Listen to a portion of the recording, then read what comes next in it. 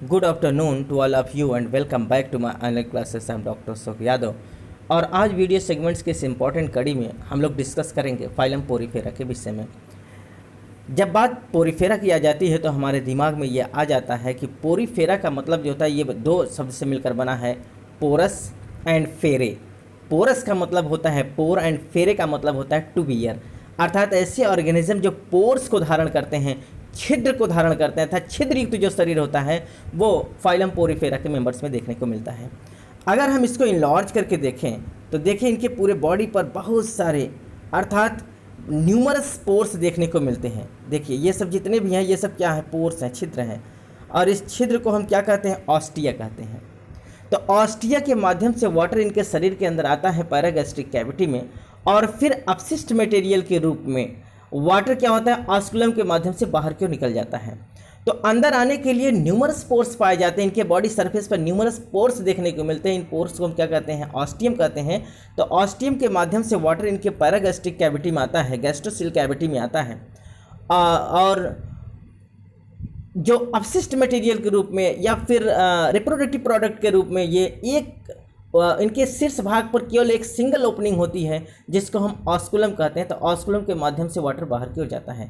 तो ऑस्टिया से वाटर का पैरागैस्ट्रिक कैविटी में अंदर आना और फिर पैरागैस्ट्रिक कैविटी से वाटर का बाहर ऑस्कुलम द्वारा जाने की जो टेंडेंसी पाई जाती है, अर्थात एक well developed water canal system जो देखने को मिलता है वो फाइलम पोरीफेरा के मेंबर्स में देखने को मिलता है। बच्चों अगर एक बात हम ये करें कि जिस प्रकार से धरती पर बहुत सारे विविधता देखने को मिलते हैं, बहुत सारे वेरिएशंस देखने को मिलते हैं, जगह जगह पर आपको वेरिएशन दिखाई देता है, रंग बिरंगे प्लांट्स देखने को मिलते हैं, रंग बिरंगे एनिमल्स देखने को मिलते हैं, ठीक उसी प्रकार से एक्वाटिक दुनिया में भी, जलीय दुनिया में भी हमको बहुत सारे वेरिएशंस देखने को मिलते हैं।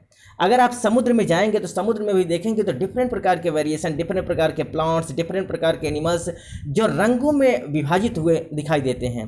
तो वहाँ भी बहुत सारे कलरेशन देखने को आपको मिलेंगे, बहुत सारे वेरिएशंस देखने को मिलते हैं। तो उसी प्रकार से अगर फाइलम पोरीफेरा की बात करें तो पोरीफेरा में भी आप देखिए कि डिफरेंट प्रकार के पोरीफेरा देखने को मिल रहे हैं।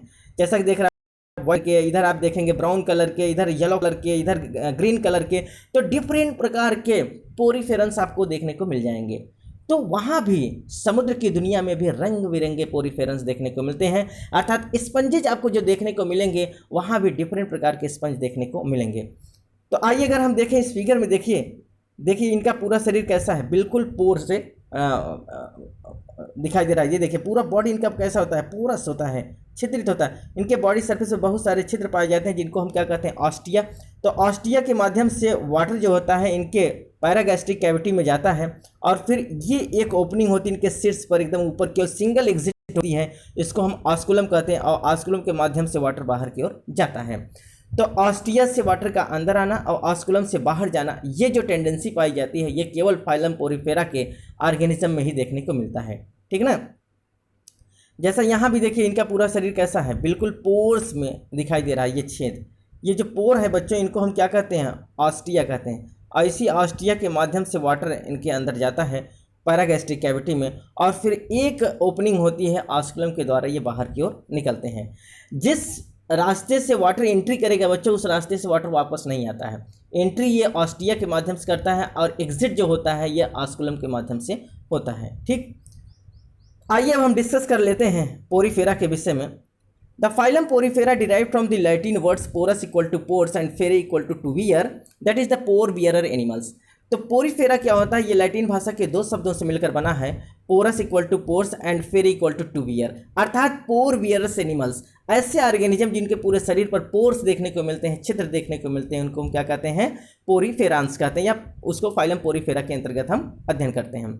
Members of this phylum are commonly known as the sponges, अर्थात इस फाइलम के जितने भी मेंबर्स होते हैं उनको हम मुख्यतया स्पंज के नाम से जानते हैं। किस नाम से जानते हैं, स्पंज नाम से जानते हैं। Number of living species about 5500, अर्थात अगर हम ये देखें तो जीवित स्पीसीज के रूप में फाइलम पोरीफेरा के जो मेंबर्स हैं लगभग 5500 देखने को मिलते हैं, अर्थात 5500 स्पीसीज हम अभी तक बहुत अच्छे से अध्ययन कर चुके हैं। Study of sponges is called as the parazoology, very very most important बच्चों, आप इसको रिमार्क कर लेंगे, ये पूछा जाता है कि प्रोटोजुआंस का पोरीफेरांस का अध्ययन अर्थात स्पंजेस का अध्ययन जब हम जिस ब्रांच के अंतर्गत करते हैं उसको हम क्या कहते हैं, पैराजोलॉजी कहते हैं। क्या कहते हैं? पैराजोलॉजी।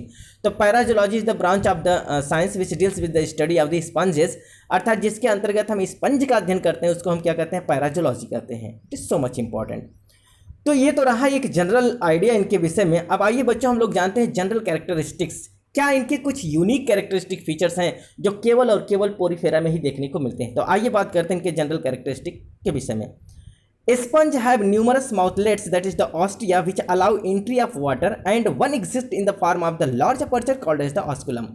स्पंजेस में क्या होता है बच्चों, न्यूमरस माउथलेट्स देखने को मिलते हैं और उस माउथलेट्स मीन्स मुख, अर्थात बहुत सारे मुख देखने को मिल जाएंगे, बहुत सारे माउथलेट्स देखने को मिल जाते हैं और उस माउथलेट्स को हम ऑस्टिया कहते हैं विच अलाउ एंट्री ऑफ वाटर, और इस ऑस्टिया के माध्यम से वाटर अंदर की ओर एंट्री करता है ना। तो ऑस्टिया के माध्यम से वाटर अंदर की ओर जाता है and one exist in the form of the large aperture, और एक लार्ज अपर्चर के रूप में बाहर की ओर एक ओपनिंग दिखाई देता है, इनके शीर्ष भाग पर एक ओपनिंग दिखाई देता है जिसको हम ऑस्कुलम कहते हैं। तो ऑस्टिया एक माउथलेट्स के रूप में देखने को मिलता है जो इनके बॉडी सरफेस पर न्यूमरस की संख्या में देखने को मिल जाएंगे, बहुत ज़्यादा संख्या में देखने को मिलते हैं, उसको हम ऑस्टिया कहते हैं। और यह ऑस्टिया क्या करता है, वाटर की एंट्री को अलाउ करता है और केवल एक शीर्ष भाग पर एक एग्जिट दिखाई देता है, एक बाहर की ओर ओपनिंग दिखाई देता है जिसको हम ऑस्कुलम कहते हैं, और ऑस्कुलम के माध्यम से वाटर बाहर की ओर जाता है। तो कुल मिला के ऑस्टिया के द्वारा वाटर पैरागैस्ट्रिक कैविटी में आता है और ऑस्कुलम के द्वारा बाहर निकल जाता है। ये पूरा सिस्टम जो देखने को मिलता है वो फाइलम पोरीफेरा का एक यूनिक कैरेक्टरिस्टिक फीचर होता है। तो यूनिक, अगर कोई क्वेश्चन पूछा जाए कि छिद्रित युक्त ऑर्गेनिज्म कौन होते हैं तो पोरीफेरांस होते हैं, ठीक बच्चों, जिनमें वाटर कैनाल सिस्टम देखने को मिलता है। अगर बात आए बच्चों वाटर वेस्कुलर सिस्टम, तो वाटर वेस्कुलर सिस्टम इकाइनोडर्मेटा में देखने को मिलता है, स्टारफिश में देखने को मिलता है। और बात अगर आ जाए वाटर कैनाल सिस्टम, तो water canal system phylum Porifera के मेंबर्स में देखने को मिलता है, स्पंजेस में देखने को मिलता है। तो जैसा कि हमने बताया बच्चों कि इनमें क्या होता है, जैसा कि आप देखिए ये छोटे छोटे जो पोर्स होते हैं इनके बॉडी सरफेस पर देखने को मिलेंगे, इसको हम क्या कहते हैं, ऑस्टिया।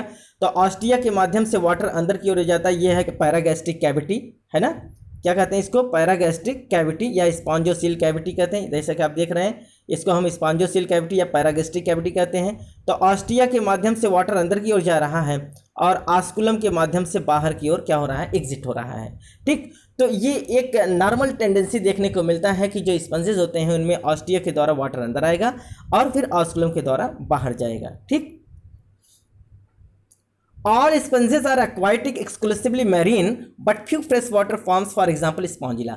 जितने भी स्पंजेस होते हैं बच्चों वो क्या होते हैं, एक्वाटिक होते हैं, केवल और केवल ये जली होते हैं, अर्थात जल में पाए जाते हैं।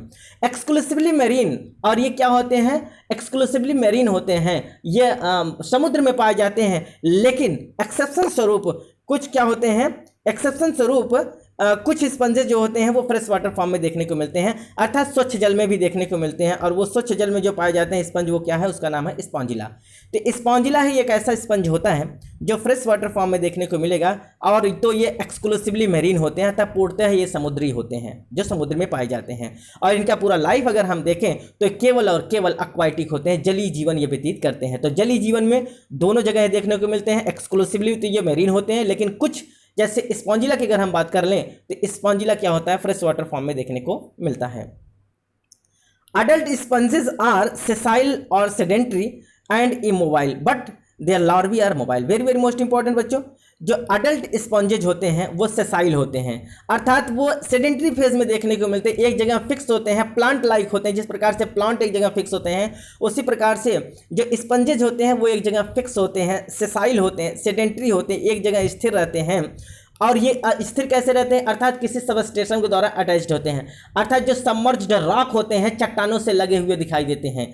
तो इनका जो अडल्ट फेज होता है, अडल्ट स्पंजेज होते हैं वो सेसाइल होते हैं, अर्थात एक जगह पाए जाते हैं, सेडेंट्री होते हैं एंड इमोबाइल होते हैं, अर्थात वो मोबाइल नहीं होते हैं, अर्थात वो गति नहीं करते, एक जगह फिक्स रहते हैं, किसी सबस्टेशन से अटैच होते हैं। But their larvae are mobile, लेकिन अगर इनके लार्वा की बात करें तो लार्वा इनके क्या होते हैं, मोबाइल होते हैं, अर्थात वो एक जगह से दूसरी जगह तक गमन कर सकते हैं, ठीक। तो अडल्ट जो होते हैं वो सेसाइल होते हैं, सेडेंट्री होते हैं, इमोबाइल होते हैं, जबकि लार्वी जो होते हैं वो मोबाइल होते हैं, ठीक। ये बहुत इंपॉर्टेंट चीज़ है, आप इसको रिमार्क कर लेंगे।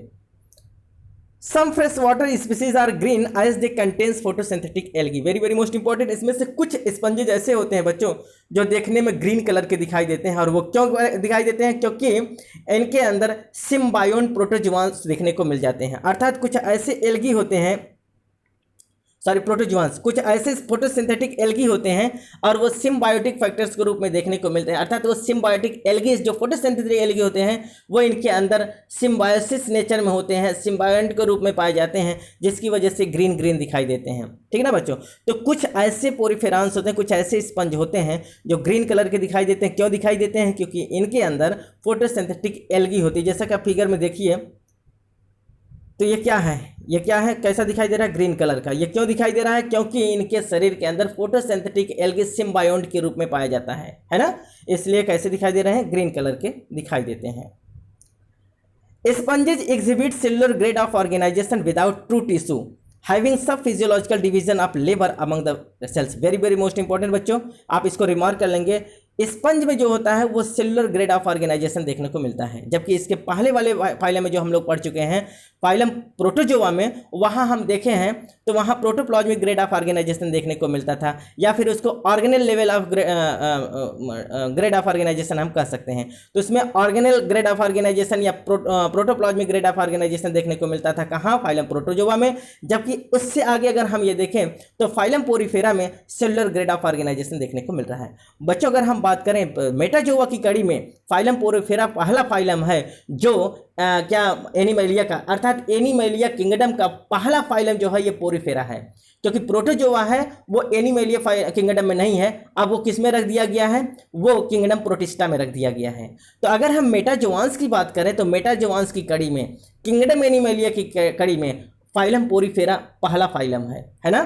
तो फाइलम पोरीफेरा क्या होते हैं? इसमें सेलुलर ग्रेड ऑफ ऑर्गेनाइजेशन देखने को मिलता है। अर्थात डिफरेंट प्रकार के सेल जो होते हैं अपने अलग अलग काम को परफॉर्म करते हैं, इसलिए इसमें जो होता है सेल एग्रीगेट बॉडी प्लान देखने को मिलता है। क्या देखने को मिलता है? सेल एग्रीगेट बॉडी प्लान देखने को मिलता है। अर्थात इनमें कोशिकाएं जो होते हैं, डिफरेंट प्रकार की कोशिकाएं अपना अलग अलग काम करने के लिए रिस्पॉन्सिबल होती हैं। ठीक, तो इसमें क्या होता है? सेलुलर ग्रेड ऑफ ऑर्गेनाइजेशन देखने को मिलता है। इनका जो बॉडी का संगठन होता है वो किसका बना होता है? सेल्स का बना होता है, विदाउट ट्रू टिश्यूज। अर्थात इसमें ट्रू टिश्यूज नहीं पाए जाते, केवल और केवल सेल्स पाए जाते हैं। और वो सेल में बहुत अच्छा डिवीजन ऑफ लेबर देखने को मिलता है, श्रम विभाजन देखने को मिलता है, जिसमें सभी कोशिकाएं अपना कार्य, अपने टोटल वाइटल एक्टिविटीज को बहुत सुचारू ढंग से चलाते हैं, है ना? तो इनमें बहुत अच्छा well developed division of labour देखने को मिलेगा। तो वही कह रहा है having some physiological division of labour among the cells, और इन कोशिकाओं में क्या होता है? फिजियोलॉजिकल डिवीजन ऑफ लेबर देखने को मिलता है। अर्थात ये अपने टोटल फिजियोलॉजिकल एक्टिविटीज़ को परफॉर्म करने के लिए सब कोशिकाएं अलग अलग ढंग से काम करती हैं। हर एक कोशिकाएं हैं तो केवल सेल ही, इनमें कोई स्पेशल ऑर्गन और कोई स्पेशल सिस्टम नहीं पाया जाता है, केवल और केवल कोशिकाएं ही पाई जाती हैं, और ये सेल ही रिस्पॉन्सिबल होती हैं for the division of labour, श्रम विभाजन के लिए। ठीक, it is so much important. Sponges are multicellular grade organism and cell aggregate body plan. अर्थात स्पंजेस जो होते हैं ये, इसमें क्या होता है? मल्टी सेलुलरिटी देखने को मिलती है। इनमें क्या देखने को मिलता है? अर्थात मल्टी सेलुलरिटी देखने को मिलेगी, बहुत सारे सेल्स पाए जाते हैं। जबकि प्रोटोजोआंस में क्या था? यूनिसेलुलरिटी थी, अर्थात वो यूनिसेलुलर ऑर्गेनिज्म होते थे। जबकि पोरीफेरा क्या है? यहाँ थोड़ा सा ये एडवांस इवॉल्व हो रहे हैं, इवोल्यूशन की कड़ी में एडवांस की ओर चल रहे हैं। तो पोरीफेरा जो होते हैं इनमें मल्टी सेलुलरिटी देखने को मिलता है, multicellular grade of organisation होता है इसमें। अर्थात ये मल्टी सेलुलर ग्रेड के ऑर्गेनिज्म होते हैं जिनमें क्या होता है? सेल एग्रीगेट बॉडी प्लान देखने को मिलता है। सभी कोशिकाएं आपस में मिलकर किसी वाइटल एक्टिविटीज को परफॉर्म करेंगी। अर्थात जो फिजियोलॉजिकल एक्टिविटीज होती है, इनके वाइटल एक्टिविटीज होती हैं, इनको परफॉर्म करने के लिए इनमें सेल एग्रीगेट बॉडी प्लान देखने को मिलता है। अर्थात बहुत अच्छा फिजियोलॉजिकल डिवीजन ऑफ लेबर देखने को मिलेगा, श्रम विभाजन देखने को मिलेगा। जबकि यहाँ कोई ट्रू टिश्यूज नहीं है, ट्रू ऑर्गन नहीं है, ट्रू सिस्टम नहीं है, केवल और केवल कोशिकाएं पाई जाती हैं, और ये कोशिकाएं ही डिवीजन ऑफ लेबर करती हैं। Very very most important. आइए अगर हम ये देखें, अडल्ट स्पंजेस आर एसिमेट्रिकल और superficially radial symmetrical in form. जो अडल्ट स्पंजेस होते हैं बच्चों ये एसिमेट्रिकल बॉडी इनका होता है, अर्थात ये असममित प्रकार के होते हैं। इनके बॉडी को दो बराबर भागों में हम डिवाइड नहीं कर सकते हैं। They can not be divided into two equal halves along central axis, अर्थात सेंट्रल एक्सिस के माध्यम से इनको हम दो समान भागों में डिवाइड नहीं कर सकते। ये क्या होता है अडल्ट स्पंजेस। लेकिन कहा जा रहा है superficially radially symmetrical in form. अगर हम सुपरफिशियली देखें तो ऊपर से हमको देखने में ये लगेगा कि रेडियल सिमेट्री के हैं, लेकिन ये रेडियल सिमेट्री के बच्चों नहीं होते हैं। अगर कहीं क्वेश्चन में आएगा तो केवल और केवल आप लिखेंगे एसिमेट्रिकल बॉडी इनकी होती है, अर्थात असममित होता है। इनको दो बराबर भागों में हम डिवाइड नहीं कर सकते हैं। ठीक, स्पंजेस में भी सॉलिटरी फॉर एग्जांपल साइकॉन और colonial for example Leucosolenia. Sponges जो होते हैं बच्चों ये एकांतवासी भी होते हैं, सॉलिटरी फॉर्म में भी देखने को मिलते हैं। तो सॉलिटरी फॉर्म में जो स्पंज होते हैं उसको हम साइकॉन कहते हैं। क्या कहते हैं? साइकॉन जो होते हैं बच्चों ये सॉलिटरी होते हैं, एकांतवासी होते हैं। जबकि अगर हम ये देखें कि कॉलोनी बनाकर जो स्पंज रहते हैं वो कौन होते हैं? ल्यूकोसोलेनिया। तो ल्यूकोसोलेनिया जो होता है ये कॉलोनियल फॉर्म में देखने को मिलता है, अर्थात कॉलोनी बना के रहता है। जबकि साइकॉन सॉलिटरी फेज में देखने को मिलता है, एकांतवासी होता है। Sponges have evolved from colonial कोइनोफ्लैजिलेटा। बहुत इंपॉर्टेंट चीज़ है बच्चों। अगर हम इवोल्यूशनरी पॉइंट ऑफ व्यू से देखें तो जैव विकास की कड़ी में फाइलम पोरीफेरा का उदय कहाँ से हुआ है, इसकी ओरिजिन कहाँ से मानी जाती है? तो इसकी ओरिजिन जो होती है बच्चों वो कॉलोनियल कोइनोफ्लैजिलेटा से होता है। किससे होता है? कोइनोफ्लैजिलेटा जो होता है इनका एंसेस्टर होता है, अर्थात इनके पूर्वज का नाम क्या है? ये कोइनोफ्लैजिलेटा होता है। तो कोइनोफ्लैजिलेटा की कड़ी में कौन है बच्चों? ये बहुत इंपॉर्टेंट, आप इसको रिमार्क कर लेंगे, प्रोटीरोस्पॉन्जिया। हमने प्रोटोजोआ में पढ़ाया है। तो प्रोटीरोस्पॉन्जिया क्या होता है? It is the connecting linkage between the protozoa as well as the Porifera. तो जो कोइनोफ्लैजिलेटा की कड़ी मैंने बताया कि पोरीफेरा का जो उदय हुआ है बच्चों ये एक प्रोटोजोआन से हुआ है। और वो प्रोटोजोआंस कौन है? थोड़ा सा प्रोटोजोआ से इवॉल्व प्राणी है वो, और उसको हम कोइनोफ्लैजिलेटा में अध्ययन करते हैं। और वो कोइनोफ्लैजिलेटा जो मेंबर है उसको हम क्या कहते हैं? प्रोटीरोस्पॉन्जिया। और ये प्रोटीरोस्पॉन्जिया जो होता है ये फाइलम प्रोटोजोआ और पोरीफेरा के बीच की मध्यस्थता करता है, दोनों के बीच का कड़ी होता है। और मध्यस्थता या दोनों के बीच की कड़ी का मतलब क्या होता है? दोनों के बीच का कड़ी का मतलब ये होता है कि जिसमें दोनों के लक्षण पाए जाएं। अर्थात ये जो कोइनोफ्लैजिलेटा का मेंबर है जिसको हम प्रोटीरोस्पॉन्जिया कहते हैं, ये एक प्रकार का प्रोटोजोआंस है बच्चों, लेकिन इसमें दोनों के लक्षण देखने को मिल रहे हैं, फाइलम प्रोटोजोआ का भी और पोरीफेरा का। तो इसीलिए इसको हम क्या कहते हैं? Proterospongia is the connecting linkage between the protozoa as well as the Porifera. तो क्या दोनों के लक्षण देखने को मिल रहे हैं? लक्षण ये है बच्चों कि जैसे हम लोग फ्लैजिलेटा में पढ़े थे कि प्रोटोजोआ में कुछ फ्लैजिलेट्स होते हैं, जैसे जू फ्लैजिलेटा या फिर फाइटोफ्लैजिलेटा, जिसमें हम लोग यूग्लिना को पढ़े थे, हम लोगों ने ट्रिपैनोसोमा को पढ़ा था, लिस्मानिया को पढ़ा था जिसमें फ्लैजिला के द्वारा मूवमेंट होता है। ठीक उसी प्रकार से इसमें देखिए ये कॉलर सेल है जिसको हम कोइनोसाइट्स कहते हैं। तो कोइनोसाइट्स में क्या होता है? यहाँ फ्लैजिला देखने को मिल रहा है, ये कॉलर है। तो ये इसमें फ्लैजिला के माध्यम से लोकोमोशन होता है। तो यहाँ भी आप देखेंगे तो इनके बॉडी के चारों तरफ देखिए ये कॉलर सेल देखने को मिल रहे हैं। क्या देखने को मिल रहे हैं? कॉलर सेल, जिसको हम कोइनोसाइट्स कहते हैं। तो कोइनोसाइट्स में लगा हुआ फ्लैजिला जो होता है ये प्रोटोजोआ का लक्षण शो करता है। जबकि ये जो कोइनोसाइट्स पाया जा रहा है, कॉलर सेल पाया जा रहा है, ये पोरीफेरा में देखने को मिलता है। तो कॉलर सेल का पाया जाना it is the characteristic feature of the porifera, और फ्लैजिला का पाया जाना it is the characteristic feature of the protozoa. तो कोइनोफ्लैजिलेटा इसलिए नाम है कि collar cell is the characteristic feature of porifera and flagella का पाया जाना it is the characteristic feature of the protozoa. इसीलिए दोनों को मिलाकर इसको कहा जाता है कोइनोफ्लैजिलेटा। कोइनो इक्वल टू होता है choanocytes, that is the collar cell पाया जाता है, जैसे पोरीफेरा में पाया जाता है, ये कॉलर सेल है। और दूसरा है फ्लैजिलम का पाया जाना, ये फ्लैजिला है जिसके द्वारा से लोकोमोशन करते हैं। तो ये फ्लैजिला का पाया जाना प्रोटोजोआ का लक्षण है। तो दोनों के लक्षण पाए जाते हैं, है ना। कॉलर सेल जो पोरीफेरा में देखने को मिल रहा है ये कॉलर सेल इनमें देखने को मिलेगा, है ना, जिसको हम कोइनोसाइट्स कहते हैं, जैसे कि आप देख रहे हैं। और इस कोइनोसाइट्स के बीच में ये फ्लैजिला का पाया जाना ये प्रोटोजोआ का लक्षण होता है। So Protospongia is the connecting linkage between the plant as well as the animals. और ये जिस क्लास से रिलेटेड हैं, ये किस क्लास में है बच्चों? कोइनोफ्लैजिलेटा क्लास से ये रिस्पॉन्सिबल है, अर्थात कोइनोफ्लैजिलेटा से इनका क्या होता है? इनका नाम रखा गया है। तो ये कोइनोफ्लैजिलेटा क्लास से रिलेटेड है जिसको हम प्रोटोस्पॉन्जिया कहते हैं। It is the connecting linkage between the protozoa as well as the porifera. आप इसको रिमार्क कर लेंगे, ये बहुत इंपॉर्टेंट क्वेश्चन है, बार बार पूछा जाता है। ठीक, आइए अब हम बात करते हैं बॉडी स्ट्रक्चर के विषय में।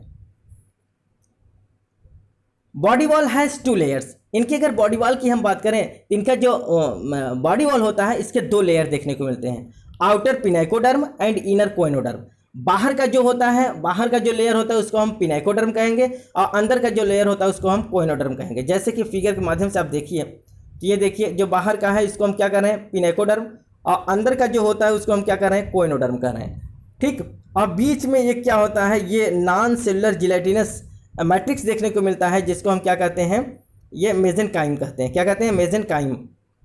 ठीक, थोड़ा सा इसको और बड़ा कर लेते हैं, और ये देखिए ये जो बीच का होता है इसको हम क्या कहते हैं, मेसेनकाइम कहते हैं। ये कैसा होता है, जिलेटिनस मैट्रिक्स भरा होता है, इसको हम मेसेनकाइम कहते हैं।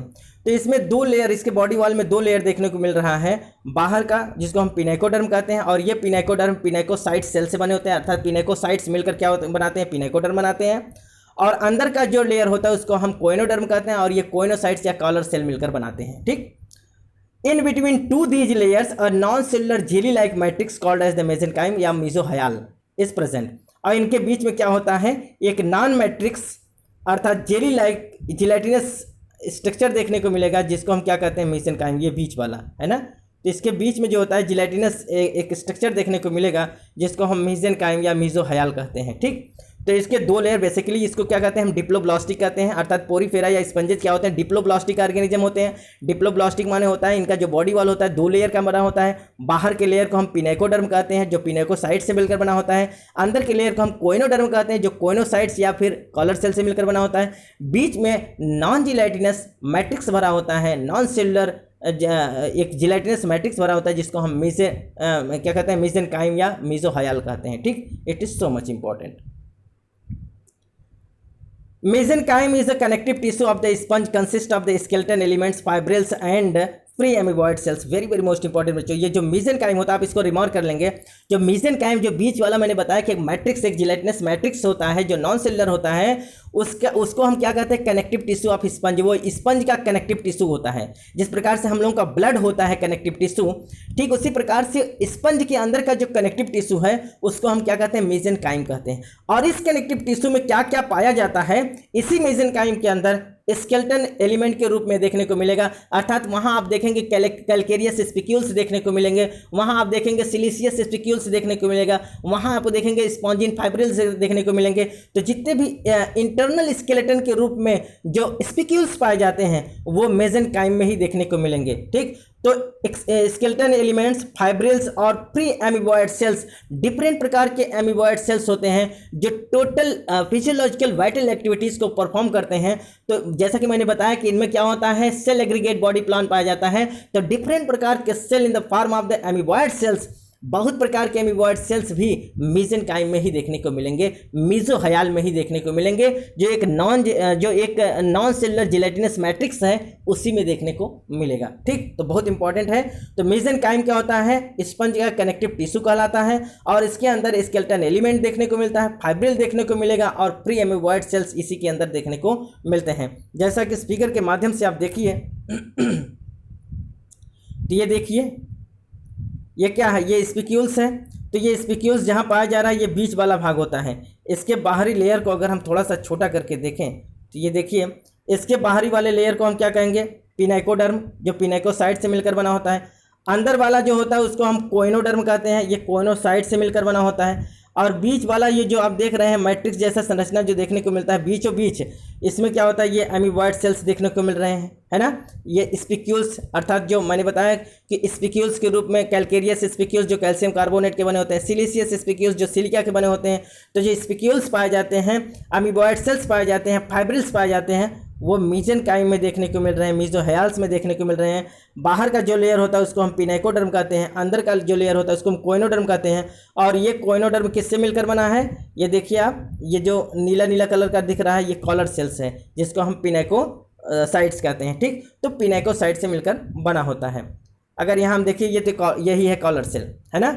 इसको हम क्या कहते हैं, पिनाइकोसाइट्स या कॉलर सेल कहते हैं। तो इसमें देखिए फ्लैजेलम देखने को मिल रहा है। इसके पीछे क्या होता है, एमीबॉयड अर्थात अमीबोसाइट्स देखने को मिल रहा है ना। ये देखिए कोइनोसाइट्स है, अर्थात मैंने बताया कि कोइनोसाइट्स माने कॉलर सेल्स हैं। तो ये जो होता है कॉलर सेल, ये कहाँ पाया जाएगा, ये जो होता है वो इंटरनल बॉडी लेयर बनाता है, और ये जो होता है ये मेसेनकाइम में देखने को मिलता है, अमीबोसाइट्स, है ना। तो यही कहा जा रहा है। तो इसमें क्या होता है, कि मेसेनकाइम क्या होता है, एक प्रकार का कनेक्टिव टिश्यू होता है स्पंज का, और इसके अंदर क्या देखने को मिलता है, स्केलेटन एलिमेंट, फाइब्रिल्स और फ्री एमोबॉइड सेल्स इसके अंदर पाए जाते हैं। The body cavity common to all sponge is called as the spongocoels और पैरागैस्ट्रिक कैविटी और एट्रियम। बॉडी कैविटी का पाया जाना अर्थात स्पंज का एक यूनिक कैरेक्टरिस्टिक फीचर होता है कि सभी स्पंजेस में क्या देखने को मिलेगा, बॉडी कैविटी देखने को मिलेगा, और इस बॉडी कैविटी को हम स्पॉन्जोसील कहते हैं या फिर पैरागैस्ट्रिक कैविटी या फिर एट्रियम कहते हैं, है ना। क्या कहते हैं, तीनों नाम से जाना जाता है, स्पॉन्जोसील, पैरागैस्ट्रिक कैविटी या एट्रियम। तो जो बॉडी कैविटी पाई जाती है उसको हम क्या कहेंगे, स्पॉन्जोसील, पैरागैस्ट्रिक कैविटी या एट्रियम कहते हैं। Which is lined by the flagellated coenocytes और कॉलर सेल, और जो किससे घिरा होता है, कॉलर सेल से घिरा होता है। जैसा कि मैंने इस फिगर में बताया कि ये जो होता है इसी को हम क्या कहते हैं, ये अंदर का जो भाग होता है इसको हम क्या कहते हैं, पैरागैस्ट्रिक कैविटी कहते हैं, या फिर इसी को हम स्पॉन्जोसील कहते हैं या फिर एट्रियम कहते हैं। और ये किससे घिरा हुआ है, कॉलर सेल से घिरा हुआ है। जैसा कि आप ये देख रहे हैं कि ये जो नीले कलर का दिखाई दे रहा है इसको हम क्या कहते हैं, कॉलर सेल। तो ये कॉलर सेल से अर्थात फ्लैजिलेटेड, इसी में फ्लैजला लगा होता है, ये देखिए फ्लैजला है ना। तो ये जो कॉलर सेल्स होता है जिसको हम कोइनोसाइट्स कहते हैं, ये कोइनोसाइट से घिरा होता है। अर्थात कौन, पैरागैस्ट्रिक कैविटी जो होता है ये किससे घिरा हुआ है, ये कॉलर सेल से घिरा हुआ है, कोइनोसाइट से घिरा होता है, फ्लैजिलेटेड कॉलर सेल से घिरा होता है, अर्थात इसमें फ्लैजला देखने को मिल रहा है। ठीक, आप इसको रिमार्क कर लेंगे, क्वेश्चन पूछा जाता है कि गैस्ट्रोसील कैविटी किससे लाइंड होता है, किससे घिरा होता है, तो किससे घिरा होता है, वो फ्लैजिलेटेड कॉलर सेल से घिरा होता है, वो कोइनोसाइट से घिरा होता है। किससे, कोइनोसाइट से या फ्लैजिलेटेड कॉलर सेल से घिरा होता है। ठीक, तो वही इसमें कहा जा रहा है the body cavity common to all sponges, सभी स्पंज में बॉडी कैविटी का पाया जाना क्या होता है, कॉमन होता है, सब में एक कॉमन कैरेक्टरिस्टिक फीचर्स होता है। और इस बॉडी कैविटी को हम स्पॉन्जोसील कहते हैं या फिर पैरागैस्ट्रिक कैविटी या फिर एट्रियम कहते हैं। और ये पैरागैस्ट्रिक कैविटी लाइंड होता है, घिरा होता है फ्लैजिलेटेड कोइनोसाइटिक या कॉलर सेल से घिरा होता है। किससे घिरा होता है, कॉलर सेल से या फिर कोइनोसाइट से घिरा होता है। Pinacoderm has pinacocytes and the choanoderm has the choanocytes और द फ्लैजिलेटेड कॉलर सेल। जैसा कि मैंने बताया कि जो इसके जो दो लेयर होता है, बाहर का जो होता है उसको हम पिनाइकोडर्म कहते हैं, और ये पिनाइकोडर्म किससे बना होता है, पिनाइकोसाइट से मिलकर बना होता है। अंदर के लेयर को हम कोइनोसाइट्स कहते हैं, और ये अंदर के लेयर को हम कोइनोडर्म कहते हैं, और ये कोइनोडर्म किससे मिलकर बना होता है, कोइनोसाइट्स या फ्लैजिलेटेड कॉलर सेल से मिलकर बना होता है। जैसा कि इसको देखें इनलार्ज करके दिखाया गया है, अंदर के जितने भी ये नीले नीले करके दिखाई दे रहे हैं ये सब क्या है, ये कोइनोसाइट्स हैं। तो कोइनोसाइट्स अंदर की ओर पाया जाता है, और ये कोइनोसाइट्स मिलकर एक लेयर बनाते हैं, उस लेयर का नाम होता है कोइनोडर्म। तो मैंने बताया कि ये पूरा इनका बॉडी जो होता है ये डिप्लोब्लास्टिक, इनमें डिप्लोब्लास्टिक ऑर्गेनिज्म होते हैं। इनका बॉडी वाल जो होता है दो लेयर का बना होता है, बाहर से पिनाइकोडर्म और अंदर से कोइनोडर्म। ठीक, it is so much important. Choanocytes और collar cells are present only in sponges. ये यूनिक कैरेक्टरिस्टिक फीचर है कि कोइनोसाइट्स या कॉलर सेल केवल और केवल स्पंजेस में देखने को मिलेंगे। तो ये जो स्ट्रक्चर आप देख रहे हैं, ये कोइनोसाइट्स का पाया जाना या कॉलर सेल का पाया जाना एक यूनिक कैरेक्टरिस्टिक फीचर है किसका, फाइलम पोरीफेरा का, स्पंजेस का। ये केवल और केवल स्पंज में पाया जाता है, जो वाटर को क्या करते हैं, बाहर की ओर ढकेलने का काम करते हैं, है ना बच्चों। ऑस्टिया से वाटर अंदर की ओर आता है, और यही फ्लैजला जो होते हैं पानी को ऊपर आस्कुलम की तरफ ढकेलने का काम करते हैं, और इसी फ्लैजला के द्वारा क्या होता है, भोजन को कैप्चर करने का काम करते हैं, गैसेस एक्सचेंज करने का काम होता है, रिप्रोडक्टिव प्रोडक्ट को अंदर लेना और बाहर छोड़ने का जो काम होता है, ये सब इसी फ्लैजला के द्वारा होता है। तो फ्लैजला ही इनके बॉडी के अंदर मूवमेंट प्रदान करता है ना।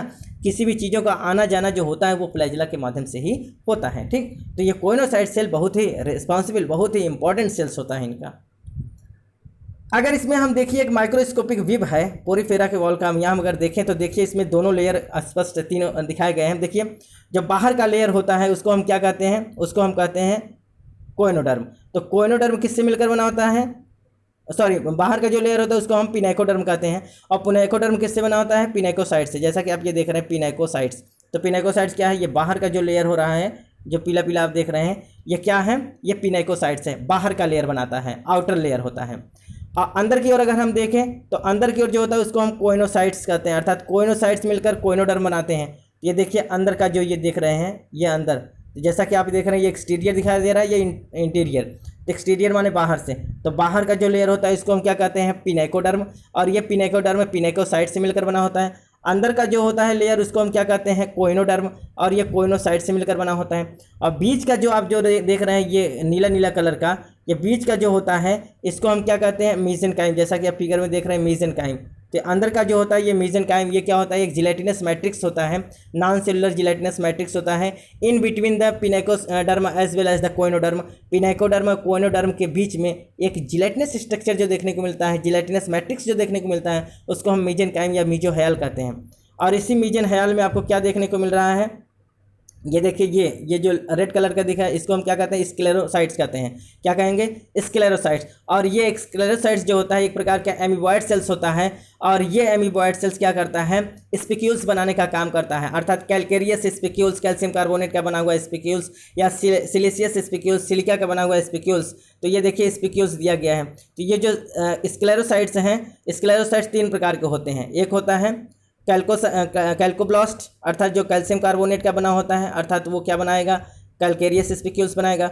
दूसरा जो होता है सिलिकोब्लास्ट, जो सिलिका का बना होता है और ये सिलिशियस स्पिक्यूल्स बनाने का कार्य करता है। और तीसरा होता है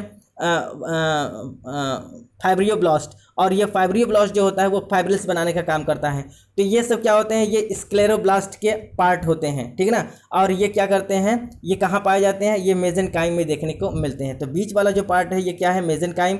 और मेसेनकाइम में आपको एमीबॉयड सेल्स देखने को मिलेंगे, डिफरेंट प्रकार के एमीबॉयड सेल्स होते हैं, और जो स्पिक्यूल्स जो उसी में से एक स्क्लेरोसाइट्स हैं, और ये स्क्लेरोसाइट्स क्या करता है, स्पिक्यूल्स बनाने का कार्य करता है, ठीक। तो आप जो नीले कलर के आप देख रहे हैं ये सब क्या है, ये सब क्या है, ये मेसेनकाइम है, जिसको हम क्या कहते हैं, मेसोहयाल भी कहते हैं, ठीक। ये बीच in between the pinacoderm as well as the choanoderm के बीच में पाया जाता है।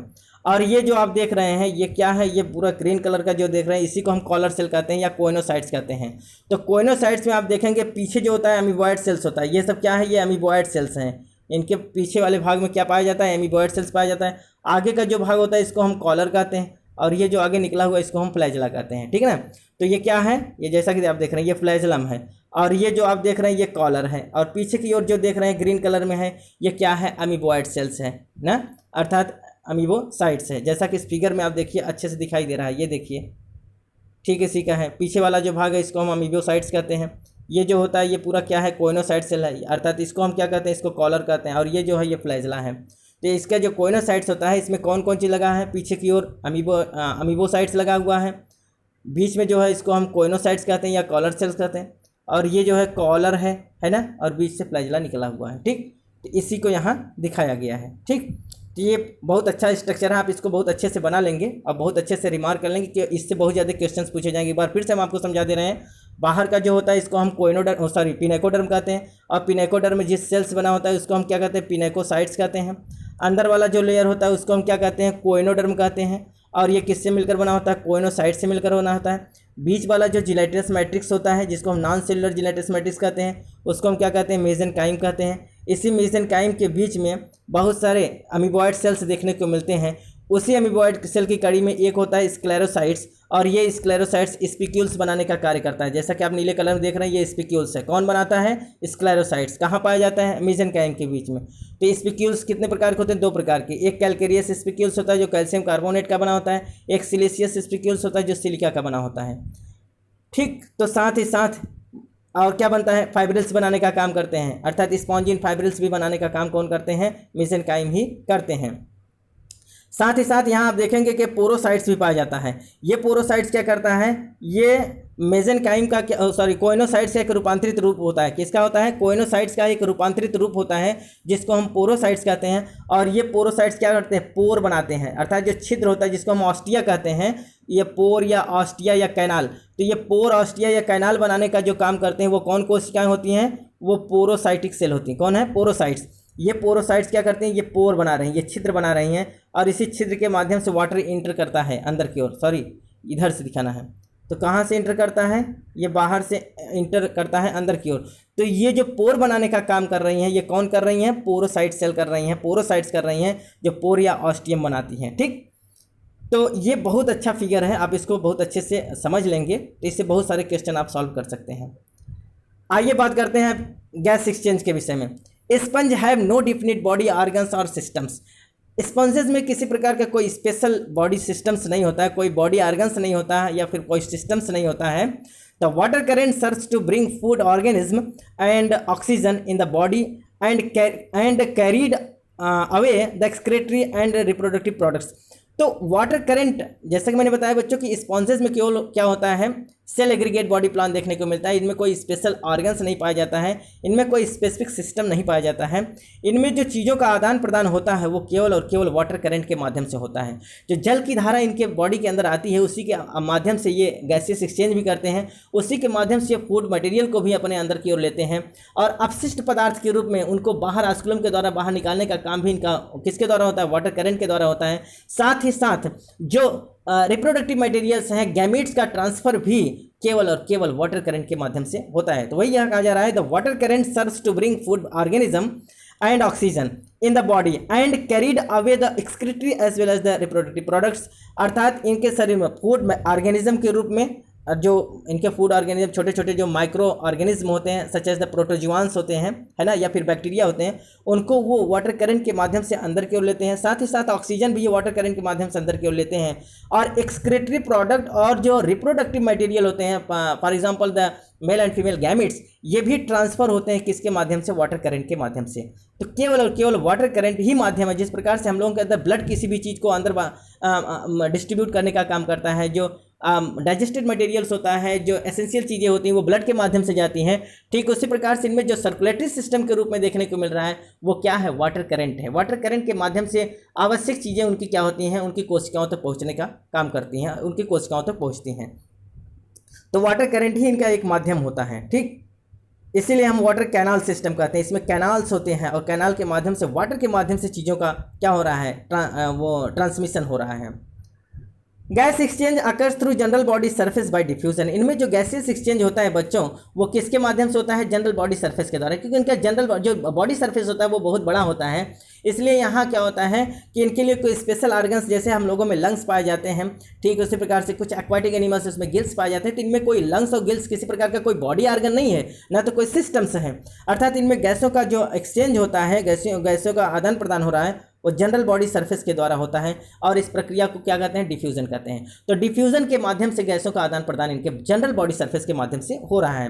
There is no specialised respiratory structure, अर्थात यहाँ किसी प्रकार कोई विशेष रेस्पिरेटरी स्ट्रक्चर नहीं पाया जाता है, ठीक।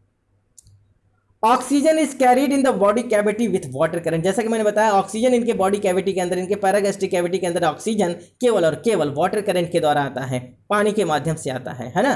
तो जो वाटर इनके शरीर में आता है उसी के माध्यम से ऑक्सीजन अंदर पहुंच जाता है। आइए बात करते हैं फूड एंड फीडिंग मटेरियल के विषय में। These are microphagous animals feeds on microscopic food particles such as the bacteria and protozoans. अर्थात ये बहुत माइक्रोफेजिक एनिमल्स होते हैं, बहुत सूक्ष्म एनिमल्स को खाते हैं। और ये जो जिसको खाते हैं वो क्या होते हैं, माइक्रोस्कोपिक फूड पार्टिकल्स। ये बहुत सूक्ष्म फूड पार्टिकल्स के रूप में कौन होते हैं, bacteria as well as the protozoans. अर्थात ये बैक्टीरिया और प्रोटोजुआन्स को क्या करते हैं, अपने भोजन के रूप में लेते हैं। Digestion is intracellular like protozoans. इनमें जो डाइजेशन की प्रक्रिया होती है बच्चों वो इंट्रासेलुलर होता है, अर्थात सेल के द्वारा। जैसे हम लोगों के अंदर जो डाइजेशन की प्रक्रिया होती है वो एक्स्ट्रा सेलुलर होता है, सेल के बाहर कैविटी में होता है। जैसे हम लोगों में अंदर एलिमेंट्री कैनाल पाया जाता है, तो हम लोगों के अंदर एलिमेंट्री कैनाल है, एक बॉडी कैविटी है, अर्थात वो सेल के बाहर बॉडी कैविटी में हो रहा है, जबकि इनके अंदर कोई स्पेशल ऑर्गन नहीं होता है, कोई बॉडी कैविटी नहीं होता है, अर्थात डाइजेशन के लिए कोई स्पेशल बॉडी कैविटी नहीं है। इस प्रकार से इनमें जो डाइजेशन की प्रक्रिया होती है केवल और केवल कोशिकाएं मिलकर करती हैं, है ना। सेल ही इनके भोजन का पाचन करती हैं। जिस प्रकार से प्रोटोजुआन्स में इंट्रासेलुलर डाइजेशन देखने को मिल रहा था, ठीक उसी प्रकार से पोरीफेरा या स्पंजेस में भी इंट्रासेलुलर डाइजेशन देखने को मिलेगा जो सेल के अंदर होता है। Food is captured by the flagella of the coenocytes which digest it's partially. अर्थात जो भोजन होता है बच्चों वो किसके माध्यम से पकड़ा जाता है, वो जो कोइनोसाइट्स फ्लैजिला होता है, अर्थात फ्लैजिलेट कोइनोसाइट्स जो होता है उसका जो फ्लैजिलम निकला होता है वो भोजन को अंदर की ओर ले आता है। जैसा कि इस फिगर में देखिए, ये देखिए जो फ्लैजिला होता है ये घूमता रहता है, ये फ्लैजिला क्या करता है, हर समय मूवमेंट करता रहता है और ये भोजन देखिए फूड पार्टिकल्स को अंदर की ओर ले आता है जैसे ये चलेगा। और यहाँ देखिए फूड वैक्यूल्स हैं। तो पार्शियली डाइजेशन जो होता है बच्चों वो कहाँ हो जाता है, वो कोइनोसाइट्स में ही हो जाता है, अर्थात ये कॉलर सेल्स में ही हो जाता है। पार्शियल भोजन का पाचन जो होता है कोइनोसाइट्स में हो जाता है और बचा हुआ जो भोजन होता है बच्चों उसको कौन पचाता है, उसको ये कॉलर सेल पचाते हैं। कौन, जैसा कि आप देख रहे हैं।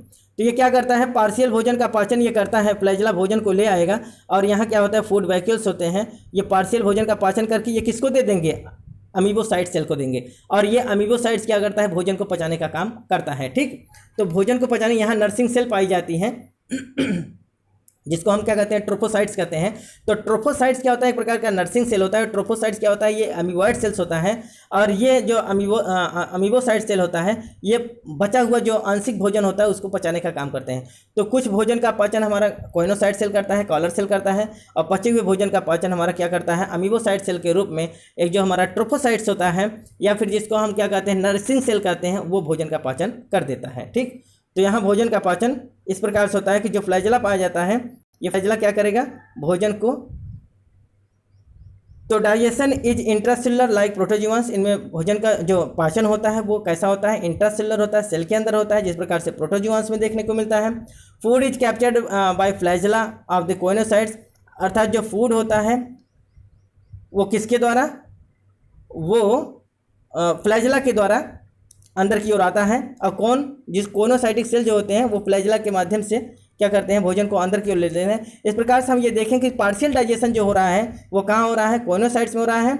और कह रहा है कि पार्शियली इन वॉन्डरिंग अमीबोसाइट्स, और जो आंशिक भोजन, जो बचा हुआ भोजन होता है वो कौन होता है, अमीबॉइड सेल्स जो होती हैं वो उसको पचा देती हैं। वो वॉन्डरिंग होती, घूमती रहती हैं, अर्थात यहाँ मैंने जो अभी फिगर में दिखाया, पीछे की ओर जो अमीबॉइड सेल्स होता है वॉन्डरिंग करती रहती है और वो भोजन को पचाने का काम करती हैं। और उस अमीबॉइड सेल्स को हम क्या कहते हैं, ट्रोफोसाइट्स कहते हैं या फिर नर्सिंग सेल्स कहते हैं, विच digest it's completely and distributed. और ये भोजन को कम्प्लीटली क्या करती है, डाइजेस्ट कर देती है और फिर ये कोशिकाओं तक डिस्ट्रीब्यूट करने का भी काम करती हैं। ठीक ना, एक बार आप इसको फिर से फिगर में देख लीजिए।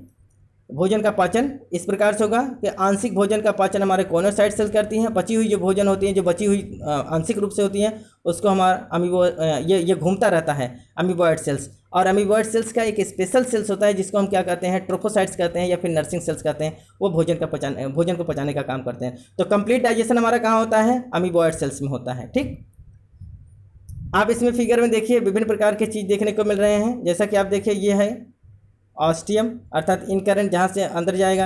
ये पिनेकोसाइट्स होता है, अर्थात जो बाहर का जो एपिडर्मल सेल्स होता है, जो सबसे बाहर की जो उनके बॉडी वॉल का जो पहला लेयर होता है उसको हम क्या कहते हैं, पिनेकोसाइट्स कहते हैं या फिर पिनेकोडर्म कहते हैं। ये स्पिक्यूल्स होते हैं, है ना।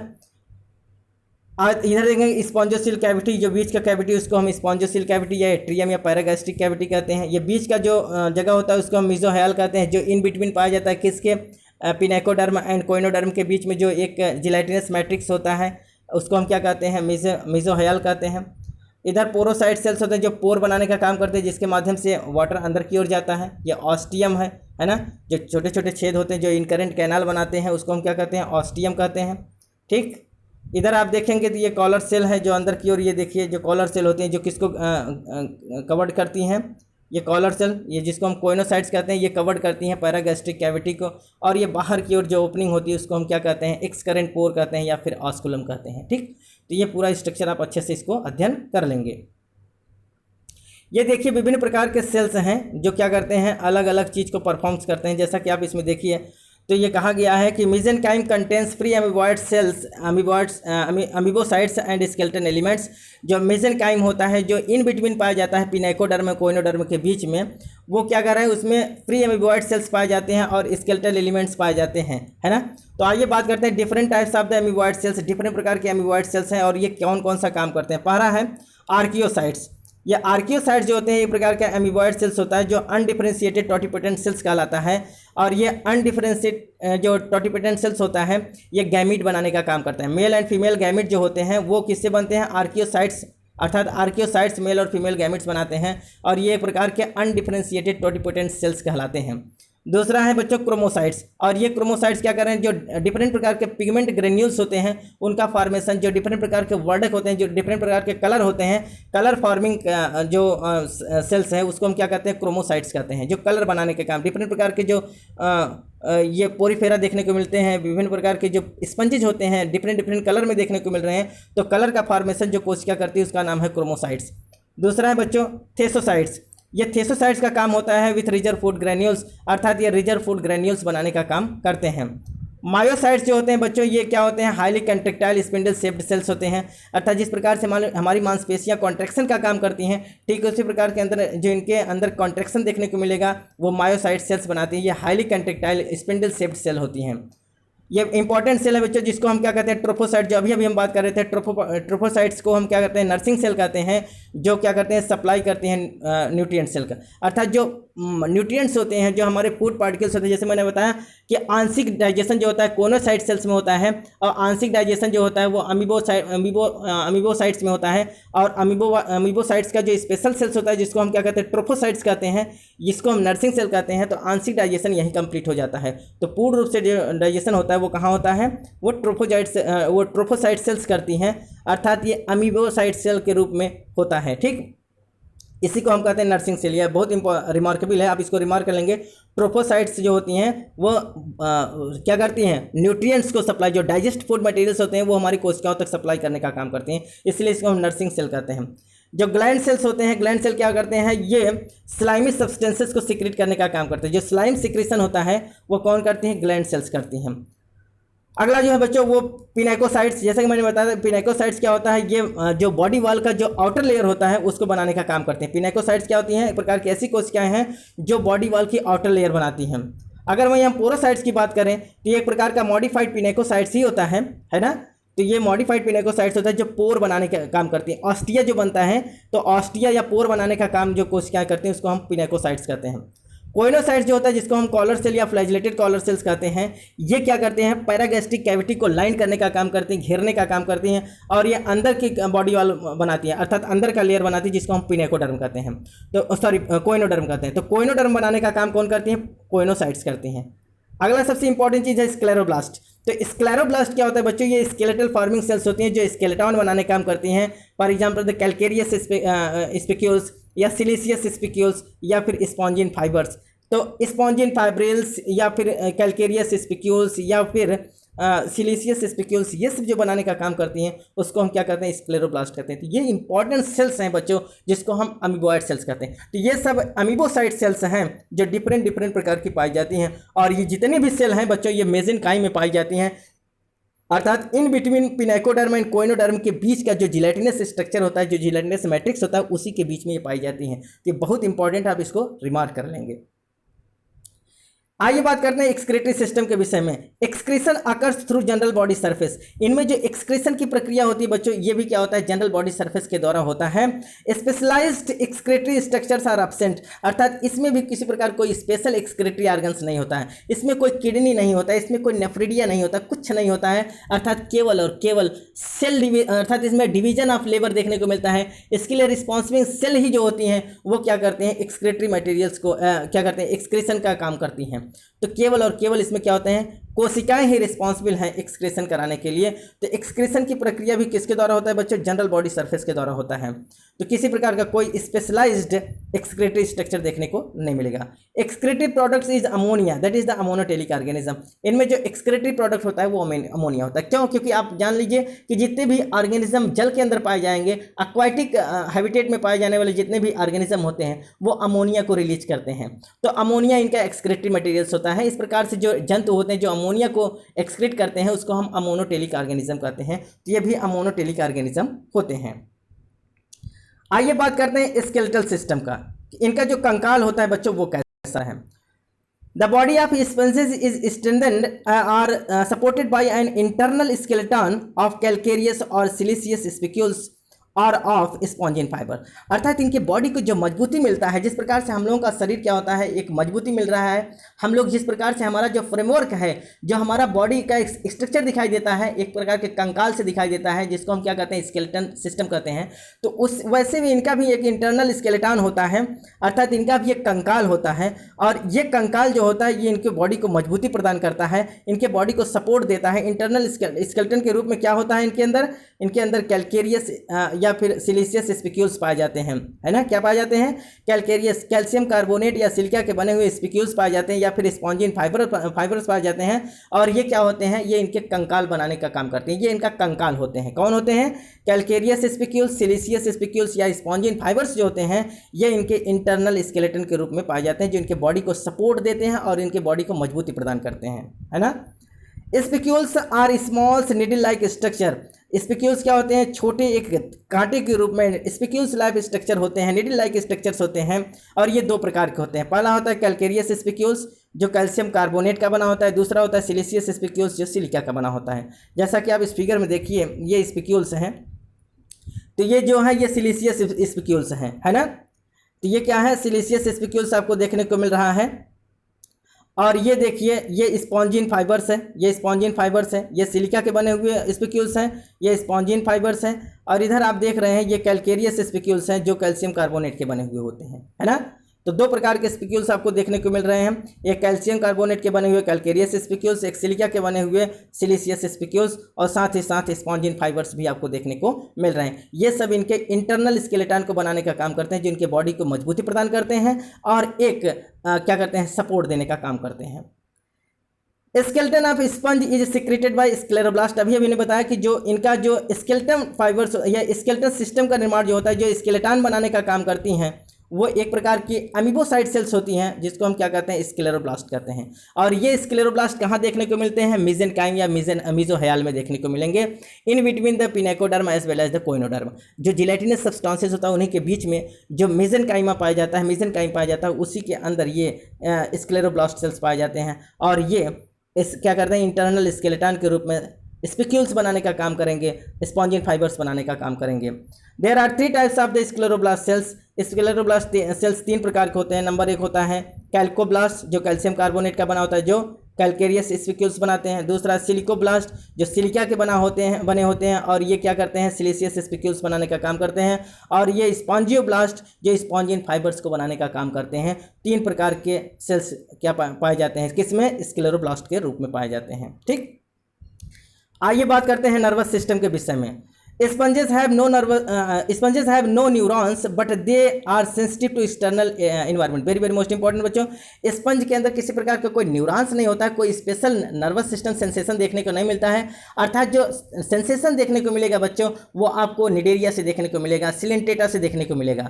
तो अभी जो पोरीफेरम है यहाँ कोई प्रकार का किसी प्रकार का कोई न्यूरॉन्स नहीं पाया जाता, फिर भी सूचनाओं का आदान प्रदान इनमें कोशिकाओं के पास होता है। अर्थात एक कोशिका दूसरे कोशिका को इन्फॉर्मेशन क्या करता है, ट्रांसफर करने का काम करती है। अर्थात ट्रांसफर होता है, सूचनाओं का ट्रांसफर एक कोशिका से दूसरी कोशिकाओं को होता है। तो वही कह रहा है sponges have no neurons, sponge में किसी प्रकार का कोई न्यूरॉन्स नहीं होता, but they are sensitive to external environment. लेकिन फिर भी एक्सटर्नल इन्वायरमेंट से इनमें क्या होता है, सेंसेशन देखने को मिलता है। अर्थात ये एक दूसरे के प्रति क्या होते हैं, इनमें संवेदनाएं होती है, लेकिन कोशिकाओं के द्वारा, अर्थात इन्फॉर्मेशन, चीज़ों का आदान प्रदान कोशिकाओं के द्वारा इन्फॉर्मेशन क्या होता है, आदान प्रदान हो जाता है। अर्थात इसमें कोशिकाओं में ही well developed division of labour देखने को मिलता है। Pinacocytes are contractile cells. Pinacocytes जो होती हैं वो कंट्रेक्टाइल सेल्स होती हैं। दे कैन इंक्रीज और decrease overall surface area of sponge body. और ये क्या करती हैं, स्पंज बॉडी के ओवरऑल सरफेस को घटा या बढ़ा सकती हैं। अर्थात कोइनोसाइट्स जो होती हैं वो कंट्रेक्टाइल नेचर की होती हैं, अर्थात वो कंट्रेक्टाइल सेल्स होती हैं जो इनके ओवरऑल बॉडी सरफेस को घटाने या बढ़ाने का काम करती हैं। अर्थात कुल मिला के इनके पास कोई न्यूरॉन्स नहीं होता, फिर भी सूचनाओं का, इंफॉर्मेशन का जो आदान प्रदान है वो सेल टू सेल होता है। इस प्रकार से एक्सटर्नल एनवायरनमेंट के प्रति क्या होता है, इनके जागरूकता देखने को मिलती है। तो आज बच्चों इस वीडियो सेगमेंट्स में हम लोगों ने यहाँ तक बात किया है, क्योंकि वीडियो बहुत लंबा होता जा रहा है। नेक्स्ट वीडियो में हम लोग बात करेंगे canal system onward, canal system की बात करेंगे, हम लोग रिप्रोडक्टिव सिस्टम का बात करेंगे, है ना बच्चों। और इनका जो होता है fertilisation as well as the early development के विषय में हम लोग नेक्स्ट वीडियो में बात करेंगे। उम्मीद है आज का वीडियो बच्चों आप लोगों को बहुत अच्छे से समझ में आया होगा। अगर बच्चों वीडियो आपके लिए हेल्पफुल हो, आपको समझ में आए, तो ज़्यादा से ज़्यादा हमारे चैनल्स को सब्सक्राइब करें, लाइक करें, शेयर करें अपने यार दोस्तों में भी, जिससे उनकी भी तैयारी सुचारू रूप से चल सके। किसी प्रकार का कोई प्रॉब्लम हो या फिर नेक्स्ट वीडियो आप जिसका डिमांड करना चाहते हैं बच्चों, आप कमेंट बॉक्स में लिखें, जिससे हम आपको अपना वीडियो दे सकें, है ना बच्चों। आपके कमेंट बॉक्स में लिखे गए जो चीज़ होते हैं उनको हम जरूर अध्ययन करते हैं, देखते हैं, आपकी क्वेरी को सॉल्व करने की कोशिश करते हैं। तो बच्चों हम मिलते हैं नेक्स्ट वीडियो में नेक्स्ट सेगमेंट के साथ। तब तक के लिए बच्चों धन्यवाद।